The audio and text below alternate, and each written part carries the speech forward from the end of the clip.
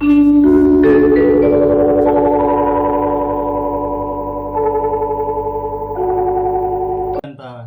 ಭಾರತ, ಜಗತ್ತಿಗೆ ನಾಗರಿಕತೆಯನ್ನು ಕೊಟ್ಟಂಥ ಭಾರತ, ಆರ್ಯ ಸಂಸ್ಕೃತಿಯ ಭಾರತ.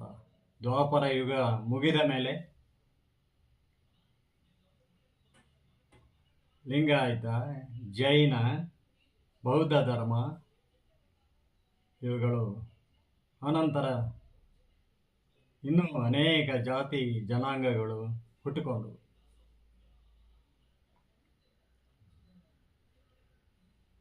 ಲಿಂಗಾಯತ ಸಂಸ್ಕೃತಿಯ ವಚನಗಳಿಗೆ ಮೂಲ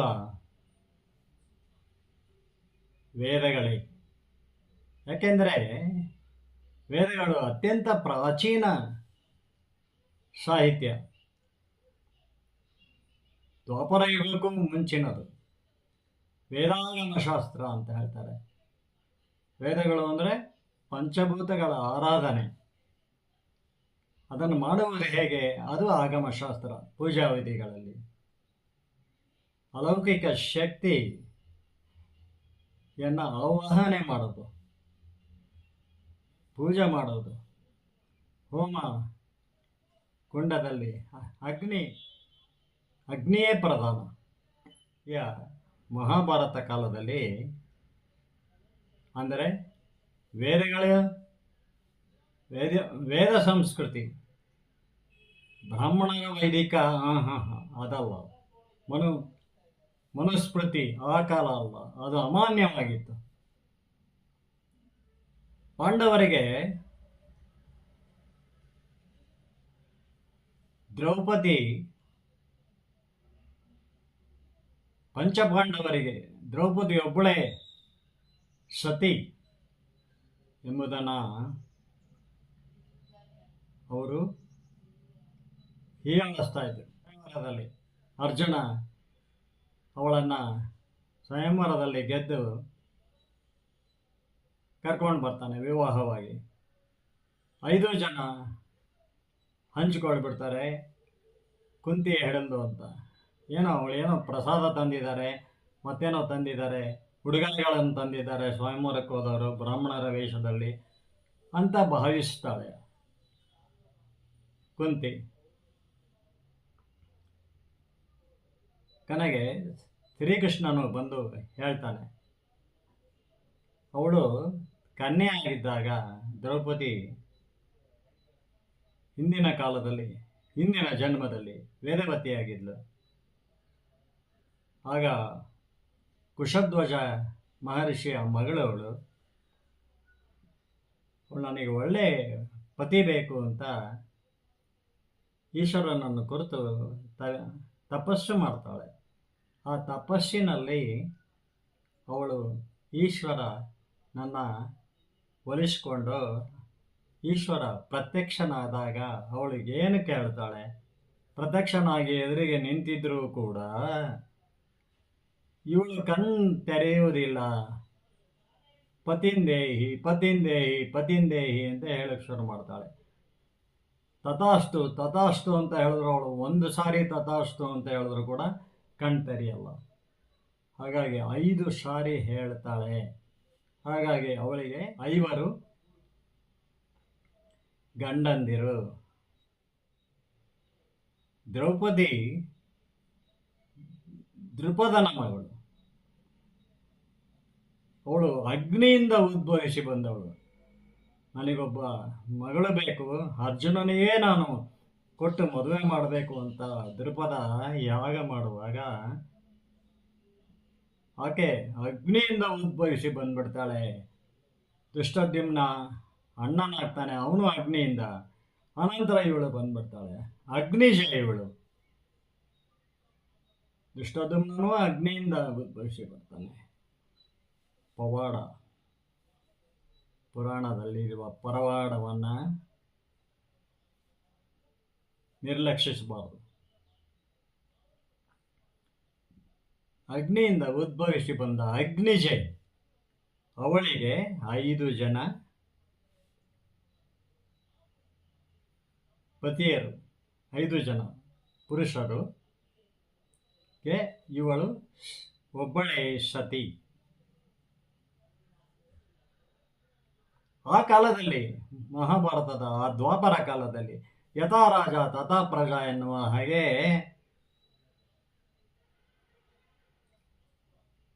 ದ್ರೌಪದಿಗೆ 5 ಜನ ಪುರುಷರಿದ್ದಾರೆ ಅಂದು ಆಗಲೂ ಕೂಡ 5 ಜನ ಪುರುಷರನ್ನು ಇಟ್ಟುಕೊಂಡಂಥ ಒಬ್ಬ ಸ್ತ್ರೀ ಇದ್ದಳು.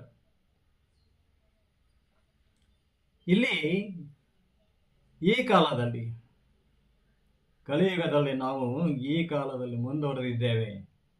ಜಗತ್ತಿಗೆ ನಾಗರಿಕತೆ ಕೊಟ್ಟ ನಾವು ಈಗ ನಾಗರಿಕತೆಯಲ್ಲಿ ಒಬ್ಬ ಪುರುಷನಿಗೆ ಒಬ್ಬಳೇ ಸ್ತ್ರೀ ಹೆಂಡತಿಯಾಗಿರ್ತಾಳೆ ಎನ್ನುವುದನ್ನು ನಾವು ಮಾನ್ಯ ಮಾಡಿದ್ದೇವೆ. ಸನಾತನ ಧರ್ಮೀಯರು ನಾವು, ಸನಾತನಿಗಳು ಅಂತ ವ್ಯಂಗ್ಯವಾಡುವುದಲ್ಲ. ಸನಾತನ ಅಂದರೆ ಅತ್ಯಂತ ಪುರಾತನ. ಡಾಕ್ಟರ್ KS ನಾರಾಯಣಾಚಾರ್ಯ ಅವರ ಮಹಾಭಾರತ ಪಾತ್ರ ಪ್ರಪಂಚದಲ್ಲಿ ಹೇಳ್ತಾರೆ. ಇಂಗ್ಲಿಷ್ ಪ್ರೊಫೆಸರ್, ಧಾರವಾಡ ಯೂನಿವರ್ಸಿಟಿ ಅವರು ಬರೆದಿರುವ ಮಹಾಭಾರತ ಪಾತ್ರ ಪ್ರಪಂಚ, ಪ್ರತಿಯೊಂದು ಪಾತ್ರವನ್ನು ವಿಶ್ಲೇಷಣೆ ಮಾಡ್ತಾರೆ, ಒಳಹೊಕ್ಕು ನೋಡ್ತಾರೆ. ಅಷ್ಟು ಸಾರಿ ಮಹಾಭಾರತವನ್ನು ಅವರು ಅವಲೋಕನ ಮಾಡಬೇಕಾಗ್ತದೆ. ಯಾಕೆಂದರೆ ಪ್ರತಿಯೊಂದು ಪಾತ್ರಗಳು ಬರ್ತವೆ ಮಹಾಭಾರತದಲ್ಲಿ. ಕಥೆಯಲ್ಲಿ ಒಂದು ಪಾತ್ರದ ವಿಶ್ಲೇಷಣೆ, ಆ ಕ್ಯಾರೆಕ್ಟರ್, ಅದರ ಗುಣಾವಗುಣಗಳನ್ನು ಹೇಳಬೇಕಾದ್ರೆ ಆ ಪಾತ್ರ ಎಲ್ಲೆಲ್ಲಿ ಸಂಚರಿಸಿತ್ತು ಕಥೆಯಲ್ಲಿ ಎಂಬುದನ್ನು ಅವರು ಹೇಳಬೇಕಾಗ್ತದೆ. ಆದ್ದರಿಂದ ಅವರು ಕೂಡ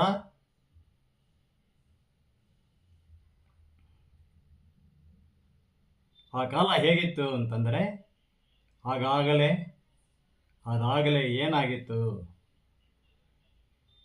ಒಬ್ಬ ಪುರುಷನಿಗೆ ಒಬ್ಬಳೇ ಸ್ತ್ರೀ ಅನ್ನೋದಿತ್ತು. ಬೃಹಸ್ಪತಿಯ ಮಾನಭಂಗ ಪ್ರಕರಣದಲ್ಲಿ ಅವಳಿಗೆ 5 ಜನ ಗಂಡಂದಿರು, ಅವಳು ಸೂಳೆ ಎಂಬುದು ಆಗಲೇ ಆರ್ಯ ಸಂಸ್ಕೃತಿ ಅಷ್ಟು ಶ್ರೇಷ್ಠವಾಗಿತ್ತು, ಮಾನ್ಯವಾಗಿತ್ತು. ಆರ್ಯ ಸಂಸ್ಕೃತಿಯಲ್ಲಿ ಒಬ್ಬ ಪುರುಷನಿಗೆ ಒಬ್ಬಳೇ ಸತಿ ಎಂಬುದು ಬಹಳ ಮುಖ್ಯವಾಗಿತ್ತು.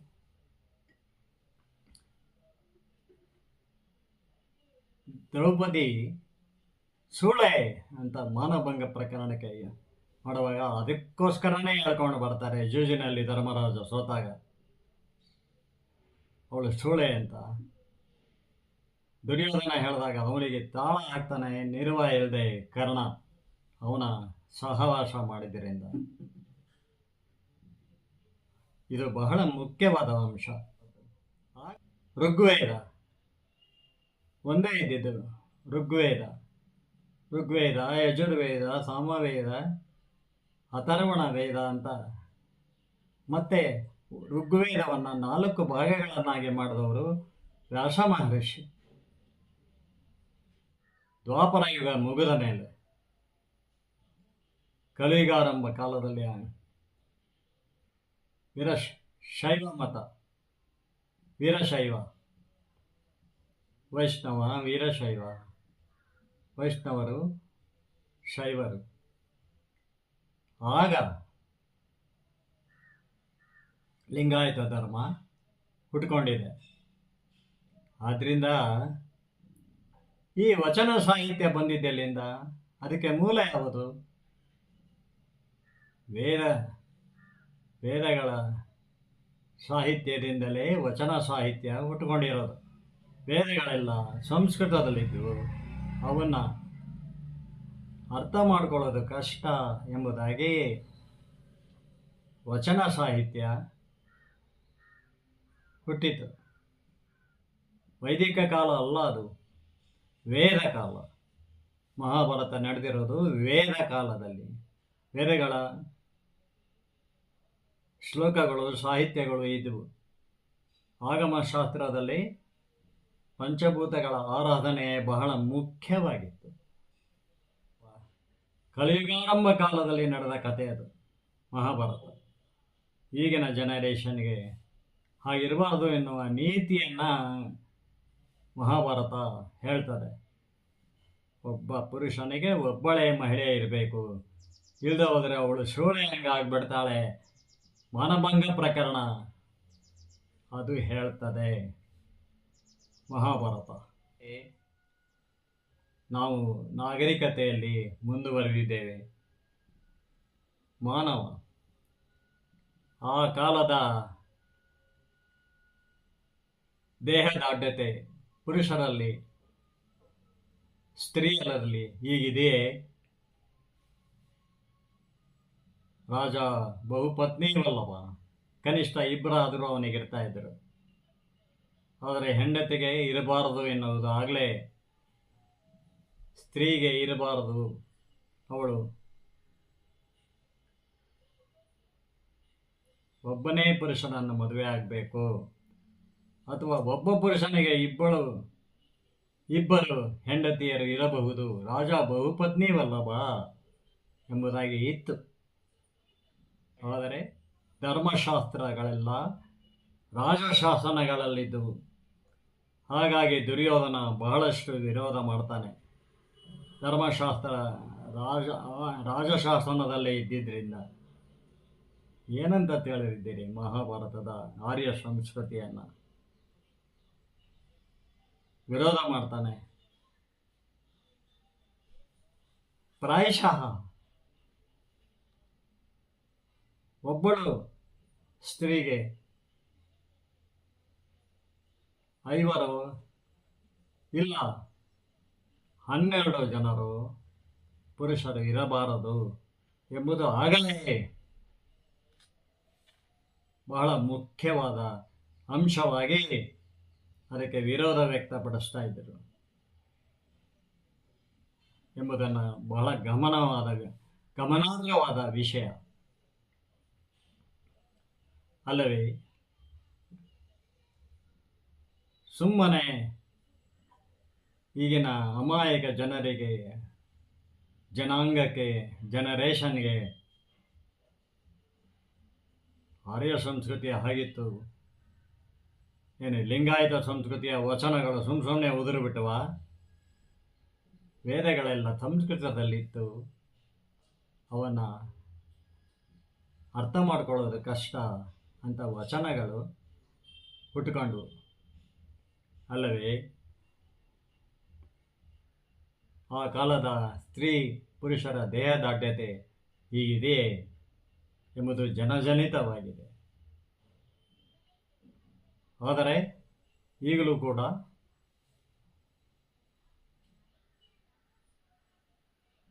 ಸತಿಗೆ ಪಾತಿವ್ರತ್ಯವೇ ಮುಖ್ಯ ಎಂಬ ಅಂಶ ಬಹಳ ಮುಖ್ಯವಾಗಿದೆ. ಅನೈತಿಕ ಸಂಬಂಧವನ್ನು ಅವಳು ಇಟ್ಕೊಂಡ್ರೆ ಏನಾಗ್ತದೆ, ಅಥವಾ ಅವನು ಇಟ್ಕೊಂಡ್ರೆ ಏನಾಗ್ತದೆ ಅನ್ನೋದನ್ನು ನಾವಿವತ್ತು ಸುದ್ದಿ ಮಾಧ್ಯಮಗಳಲ್ಲಿ ನೋಡ್ತಾ ಇದ್ದೇವೆ, ದೃಶ್ಯ ಮಾಧ್ಯಮದಲ್ಲಿ ನೋಡ್ತಾ ಇದ್ದೇವೆ ಅಲ್ಲವೇ? ಒಬ್ಬನಿಗೆ ಒಬ್ಬಳೇ ಹೆಂಡತಿ ಇರಬೇಕು ಎಂಬುದು ಬಹಳ ಮುಖ್ಯವಾದ ಅಂಶವಾಗಿದೆ ಇವತ್ತಿನ ದಿವಸ. ಅಷ್ಟೇ ಅಲ್ಲದೆ ವಚನ ಸಾಹಿತ್ಯದ ಮೂಲ ವೇದಗಳೇ. ಆದ್ದರಿಂದ ವಚನ ಸಾಹಿತ್ಯ ಅದನ್ನು ಸುಲಭ ಮಾಡಿ ಸಮಾಜ ಚಿಂತನೆಯ ಕೀರ್ತನೆಗಳನ್ನು ಪುರಂದರದಾಸರು, ಕನಕದಾಸರು ನೀಡಿದ್ದಾರೆ ನಮಗೆ. ಆದರೂ ಕೂಡ ವಚನಗಳು 4 ಸಾಲುಗಳಲ್ಲಿ ಅವು ಹುಟ್ಟುಕೊಂಡು ಇನ್ನೂ ಸರಳ ಮಾಡಲಿಕ್ಕೋಸ್ಕರ ದಾಸ ಸಾಹಿತ್ಯ, ವಚನ ಸಾಹಿತ್ಯ ಸರಸ್ವತಿಯ 2 ಕಣ್ಣುಗಳಿದ್ದ ಹಾಗೆ ಎಂದು ಹಿರಿಯ ವಿದ್ವಾಂಸರು, ಜ್ಞಾನಿಗಳು ಹೇಳ್ತಾರೆ.